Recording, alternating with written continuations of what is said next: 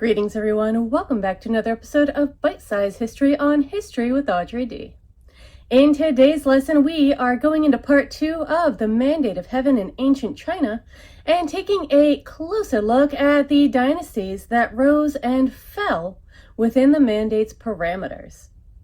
Now, if you are enjoying this channel so far and these lessons, please make sure you're hitting that like and subscribe button. Also find me on Instagram, Facebook, and Patreon as History with Audrey D. Looking to build that Patreon subscribers to help me keep going with this channel. And let's go ahead and get started into our lesson on part 2 of the Mandate of Heaven, the deep dive into dynasties that rose and fall within the mandate.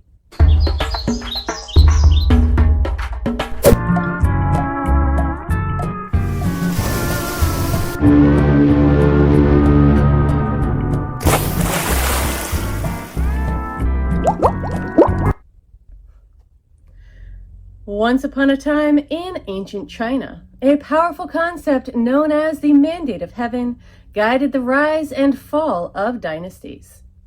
This divine principle held that heaven granted the right to rule to a just and virtuous sovereign. If a ruler became tyrannical or failed to care for the people, heaven would withdraw its mandate, signaling the need for change through natural disasters, famines, and social unrest. Our story begins with the Zhou dynasty, around 1046 BCE. The Zhou people, led by King Wen, believed that the Shang dynasty had lost the mandate of heaven due to their moral decay and misrule. King Wen, known for his benevolence and integrity, was seen as the rightful holder of the mandate. His son, King Wu, continued his legacy by overthrowing the Shang and establishing the Zhou dynasty. This marked the first time the Mandate of Heaven was used to justify the transfer of power. Under the Zhou, the Mandate of Heaven became a cornerstone of Chinese political philosophy. It wasn't just a tool for legitimizing rule, it was a moral framework that emphasized the ruler's responsibility to govern justly and care for the people. The Zhou dynasty flourished, and their adherence to the mandate set a standard for future rulers.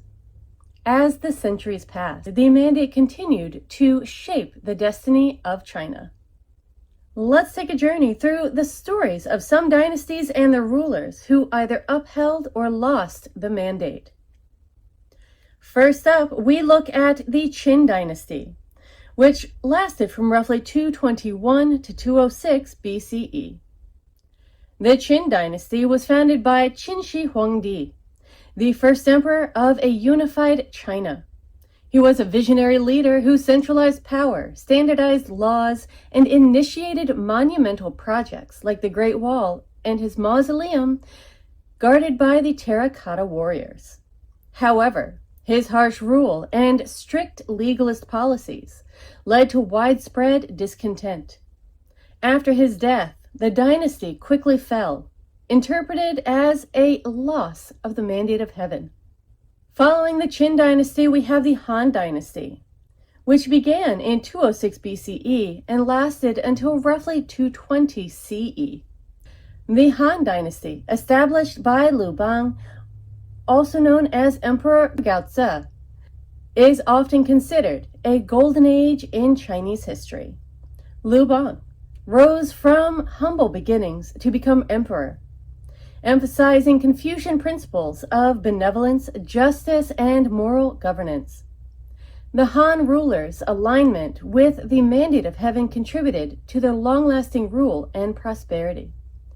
Under Emperor Wu, the Han expanded their territory and influence, solidifying their legacy. Next up, we see the Tang dynasty, lasting from roughly 618 to 907 CE. The Tang dynasty, under leaders like Emperor Taizong and Empress Wu Zetian, is known for its cultural and economic achievements. Emperor Taizong's military and administrative successes strengthened the dynasty, while Empress Wu Zetian The only female emperor in Chinese history, consolidated power and promoted Buddhism. Their effective governance and support for the arts and education maintained the mandate of heaven.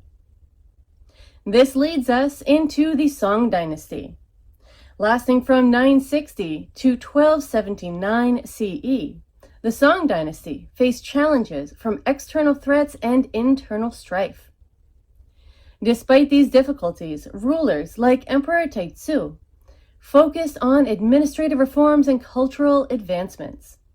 The Song's commitment to Confucian ideals helped sustain their rule, although they eventually lost the mandate due to military defeats and economic troubles.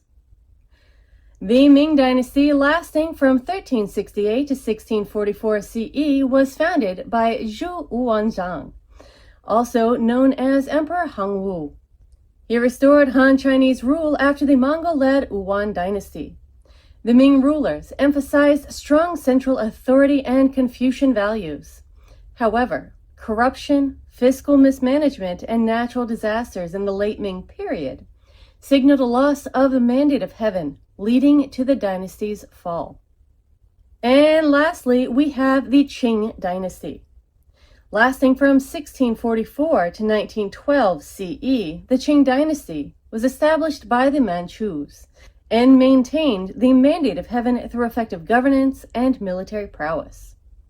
Emperors like Kangxi and Qianlong expanded the empire and promoted cultural integration. However, internal rebellions, foreign invasions, and social unrest in the 19th century indicated a loss of the mandate, culminating in the dynasty's collapse. Throughout this journey, several key leaders played critical roles in Chinese history. First up, we have Qin Shi Huangdi. His unification of China and centralization of power set the stage for future dynasties, despite his controversial methods. Then there is Emperor Gaozu of Han. His establishment of the Han Dynasty and promotion of Confucianism laid the foundation for a stable and prosperous era. Emperor Taizong of Tang. His military and administrative successes strengthened the Tang Dynasty and expanded its influence. Empress Wu Zetian, the only female emperor in Chinese history, she consolidated power and promoted Buddhism, leaving a lasting impact on Chinese culture. Then we have Emperor Hongwu of Ming. His efforts to restore Chinese rule and implement administrative reforms revitalized the empire after the Yuan Dynasty. And last but not least, Emperor Kangxi of Qing.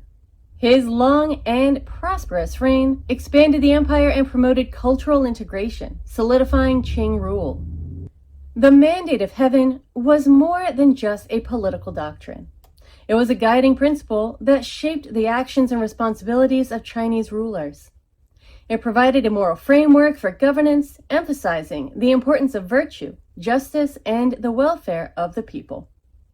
Throughout Chinese history, the rise and fall of dynasties were often seen as reflections of the ruler's adherence to or deviation from these principles.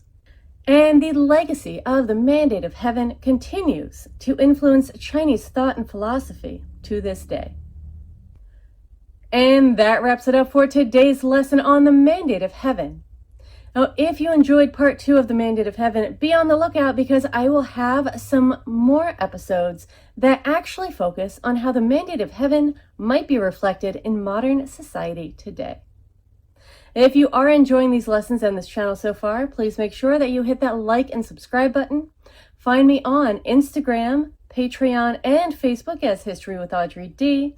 And please, if you would become a Patreon subscriber, every subscriber helps to keep this channel going. Thank you so much for watching, everyone. I will see you in our next lesson.